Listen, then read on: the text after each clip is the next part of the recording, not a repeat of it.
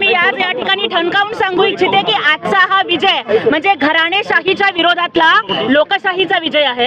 आजचा हा विजय म्हणजे अब राजा का बेटा राजा नहीं बनेगा, राजा वही बनेगा जो हकदार होगा हे सांगणारा आजचा विजय आहे। आजचा विजय बाळासाहेबांच्या स्वप्नपूर्तीचा विजय आहे।